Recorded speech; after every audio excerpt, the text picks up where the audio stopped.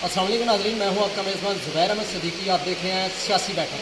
सियासी बैठक के आज के मेहमान पाकिस्तान तहरीक इंसाफ के नायब सदर सेंट्रल पंजाब उमर फ़ारूक माहिर साहब हमारे साथ मौजूद हैं, और बानी रहनुमा पाकिस्तान तहरीक इंसाफ बाऊ अमजद लतीफ़ भट्ट साहब मौजूद हैं, और साबिक़ सदर central Punjab national peace committee Pakistan Sajid जट साहब मौजूद हैं, और सियासी समाजी नौजवान क़यादत महर अंजुम मुनीर साहब। पाकिस्तान तहरीक इंसाफ के हवाले से आजकल उनका क्या लाहे अमल है और आइंदा क्या लाहे अमल होगा? बिस्मिल्लाहिर्रहमानिर्रहीम।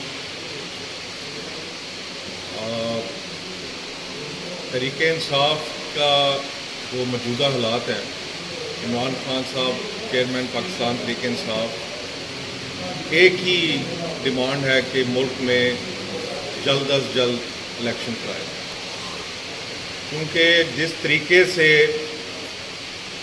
मुदाखलत से या साजिश से इस इम्पोर्टेड हुकूमत को मुसल्लत किया गया है, उससे मुल्क को बहुत नुकसान होने का खतरा है।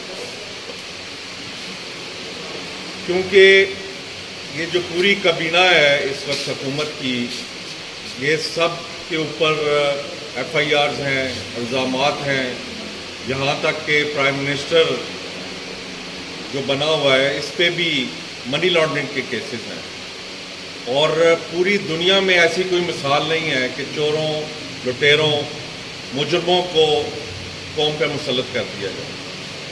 तो यही वजह है कि इमरान खान साहब की ये डिमांड है कि मुल्क में फौरी इलेक्शंस कराए जाएं ताकि मुल्क सही सिमत की तरफ जा सके।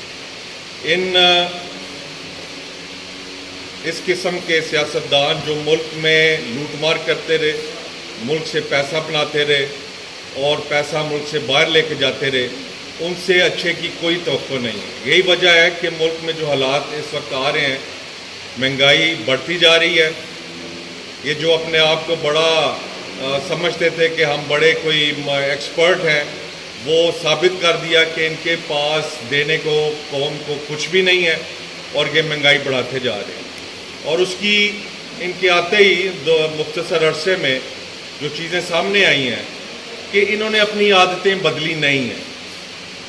ये उसी तरह कौम का पैसा ज़ाया कर रहे हैं अपने प्रोटोकॉल के ऊपर, अपने फॉरेन विजिट्स के ऊपर। तो इनसे उम्मीद करना कि ये कौम का पैसा बचाएंगे और कौम को कोई सहूलत देंगे, वो तो इनसे उम्मीद रखना भी बेवकूफ़ी है।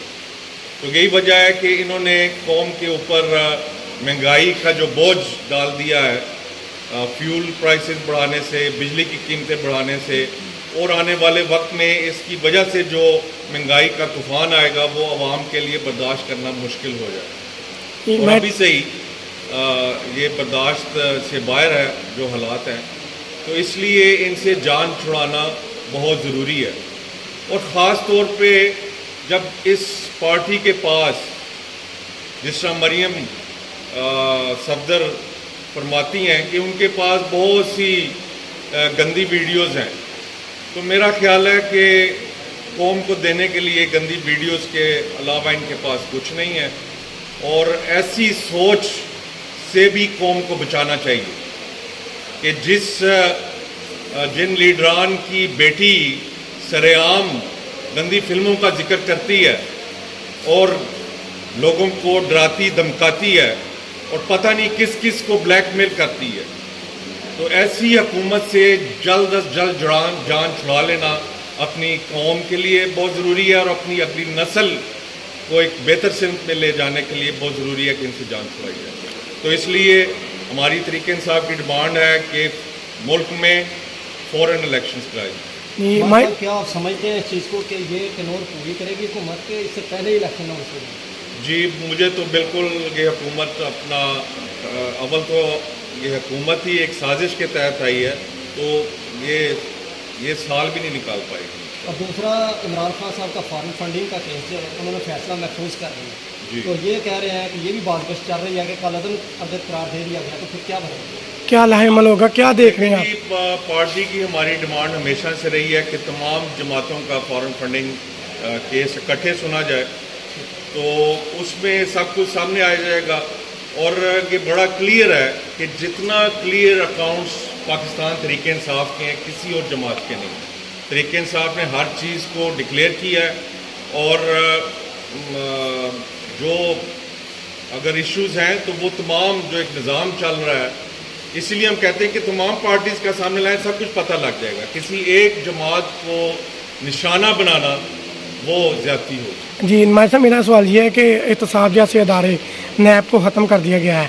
عمران خان کا ویژن تھا کہ ملک کو کرپشن سے فری کریں گے, لیکن چونکہ نیب کا ادارہ ہی ختم ہو چکا ہے, اس کے بارے میں آپ کیا دیکھ رہے ہیں؟ ملک کے حالات کس طرف جائیں گے؟ دیکھیں, ابھی تو کچھ ختم نہیں ہوا. ہاں, جو موجودہ حکومت ایک سازش کے تحت آئی ہے, کسی مداخلت سے آئی ہے, اور قوم کو اب واضح ہے, جو اچھی چیز ہے کہ بچہ اب جانتا ہے کہ مداخلت کہاں سے ہوئی ہے, سازش کہاں سے ہوئی ہے.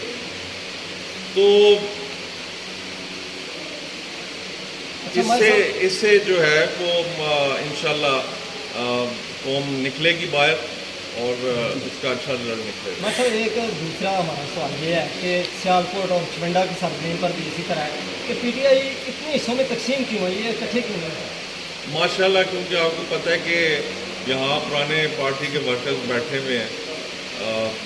آج مہر انجم صاحب نے بڑا اچھا ایک اس کے موقع پہ کبڈی کا پروگرام تھا, اور کافی لوگ آئے ہوئے تھے, پارٹی کے پرانے ورکرز بھی موجود تھے, کہ جب پارٹی تیزی سے بڑھی تھی, ظاہر ہے کہ وہ مختلف سوچ کے لوگ اس میں آئے تھے.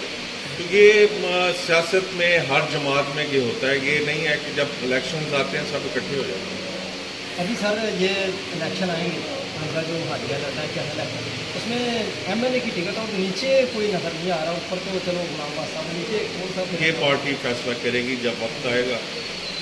ظاہر ہے اب خان صاحب نے کہا کہ وہ خود فیصلے کریں گے اور خود وہ دیکھیں گے جو بھی فیصلے ہوں گے, تو انشاءاللہ بہتر فیصلہ. پنجاب میں 6 سیٹیں آ رہی ہیں جن پہ ضمنی الیکشن ہے, اور ڈاکٹر یاسمین راشد کی سربراہی میں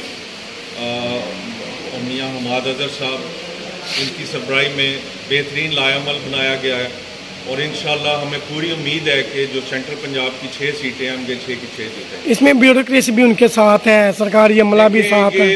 آپ بہتر سمجھتے ہیں کہ جس قسم کی سیاست یا جس قسم کے الیکشنز ہوتے آئے ہیں, لیکن یہ پہلی دفعہ ایسے ہے کہ عوام جو ہے اتنا شعور, میرا نہیں خیال کہ پہلے, یہ آپ اس سے ایگری کریں گے کہ پہلے کبھی لوگوں نے سوچا ہو کہ ہمارے ساتھ یہ ظلم ہو کیوں رہا ہے اور اس کی کیا وجوہات ہیں. تو انشاءاللہ یہ جو قوم ہے یہ اس ضمنی الیکشن میں یہ ثابت کرے گی ووٹ کاسٹ کر کے کہ وہ تبدیلی چاہتے ہیں, اور وہ حق کی آواز اٹھانے والے لیڈر عمران خان کے ساتھ. چیئرمین اگر آپ سمجھتے ہیں اس میں ابھی جو الیکشن میں, کیونکہ 2 تہائی اکثریت چاہتے ہیں عمران خان کا, تو ساری پارٹی تو ایک سائڈ پہ ہے, سارے تحفظ کرنے کا پی ڈی ایم بنے, تو آپ کیا الیکشن کسی کے ساتھ سیٹ ایڈجسٹمنٹ کریں گے یا کسی دوسری جماعت کے ساتھ, کیسے؟